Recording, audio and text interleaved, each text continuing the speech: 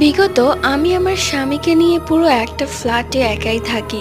আমাদের পাশের ফ্ল্যাটে একটি দম্পতি থাকতো। তাদের একটি 8 বছরের ছেলে আছে। দুঃখবশত তার ছেলেটি ছাদে খেলতে গিয়ে ছাদ থেকে পড়ে মারা যায়, যার কারণে সেই দম্পতি পাগল প্রায় হয়ে গিয়েছিল। এরপর তারা বাসাটি ছেড়ে অনেক দূরে কোথাও চলে যায়। কিন্তু আমরা তখনও বুঝতে পারিনি যে আমাদের কপালে কি শনি গড়িয়ে আসছে। একদিন রাতের বেলা আমার খুব পানি পিপাসা পায়, যার জন্য আমার ঘুম ভেঙে যায়। তখন রাত 2টা বাজে। ঘুম থেকে উঠে আমি ডাইনিং রুমে যাই পানি খাওয়ার জন্য। ওইদিকে আমার স্বামী নাক ডেকে ঘুমাচ্ছে।